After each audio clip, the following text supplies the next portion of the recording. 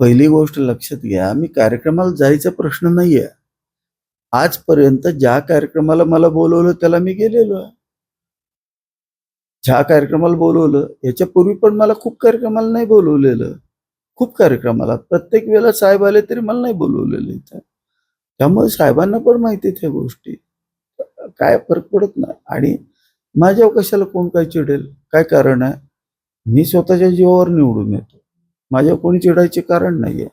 मी काय कोणाला त्रास द्यायला गेलेलो नाही. मला कोणी त्रास द्यायचा नाही.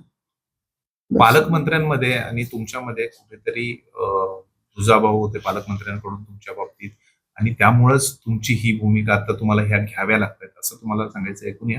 कारण तुम्हाला कोणत्याही कार्यक्रमांना जर ते निमंत्रण देत नाहीयेत, बोलवत नाहीयेत, म्हणजे तुम्हाला कुठंतरी एक वेगळी वागणूक आमदार असून सुद्धा शिवसेनेचे असं तुम्हाला वेगळी वागणूक दिली जाते. म्हणजे पहिल्यापासून साहेबांचा स्वभावच तसा आहे, पालकमंत्री साहेबांचा. त्यामुळे आम्हाला त्याची सवय आहे.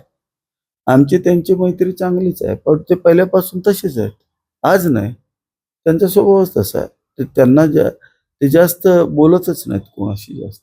ह्या पहिल्यापासूनच आहे त्यांचा स्वभाव. त्याला आपण काय करू शकतो? तर जिल्हा परिषदेच्या निवडणुकी झाल्यानंतर तुम्ही एकनाथ शिंदेशी भेटला नाहीये, तुमची चर्चा झाली नाहीये, तुमचा दुरावा वाढलाय, त्यामुळं हा प्रॉब्लेम झालाय का? आणि आता तुम्ही नेमकं भाजपच्या वाटेवर असणार आहे का?